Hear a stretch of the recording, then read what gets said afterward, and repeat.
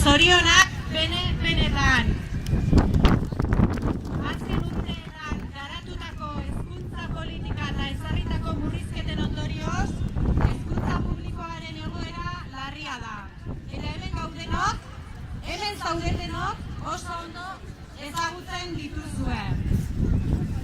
Egoera bereziki prekarioa da zenbait sektoretan, sukalde eta garbiketan, heziketa berezian eta haurreskoletan, lanaldi partzialak, asteko gehiegizko lanaldiak, lanpostu zerrendatik kanpo dauden iruzurrezko kontratuak, eskandaluzko behin-behinekotasun mailak, soldata arrakala latza, hezkuntzako bataz besteko soldatarekiko, zerbitzuaren biziraupena bera jokoan esaterako, sukalde eta garbiketa eta haurreskoletan privatizazioaren eta kuota altuegien ondorioz.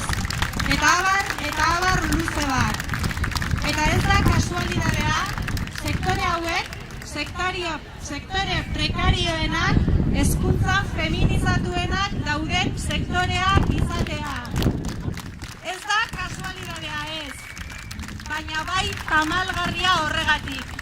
Martxoak 8 hain gogotsu ospatu berri dugun honetan, errealitate honekin bizi behar izatea. Egoera hau izanik ere, asko kostatu zaigu egoera honek merezi duen erantzuna abian jartzea. Baina azkenean, pasaden ikasturtetik bereziki, hezkuntza publikoko langileok gai izan gara erantzun hori artikulatu eta aurrera eramaten hasteko.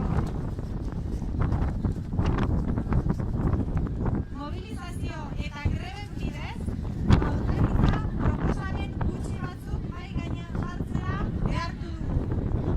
Baina hemen gaudenok ondo dakigun moduan, oraindik hezkuntza publikoko sektore ezberdinetako arazo larrienei erantzuteko eta aplikatutako murrizketak atzera botatzeko beharrezko erantzunik ez du eman hezkuntza sailak.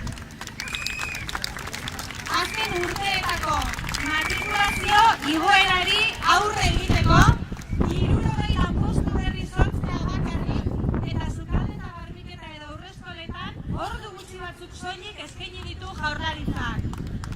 Ratioa eta lan kargak bere horretan mantentzen ditu. Zerbitzu batzuen biziraupena bera arriskuan dago. Behin-behinekotasuna eta ezegonkortasuna bere horretan mantentzen ditu. Gure lan baldintzen eta ikastetxen kaltetan. Hezkuntza behar bereziak izendatzeko irizpideak ez dira zabaldu. Eta hezkuntza premia bereziak dituzten ikasleen arretarako baliabide eta plantillen handitzerik ez dago.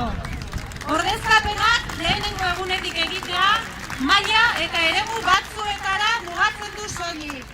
Murriztutako soldata eta kendutako erosahalmena itzultzeko inolako proposamenik ez dago. Eta bereziki prekarizatutako eta feminizatutako sektoretako soldata arrakalari erantzuteko neurririk ere ez. Gaixotzea zigortzen jarraitzen du. Erretiroa errazteko neurririk ez du planteatu.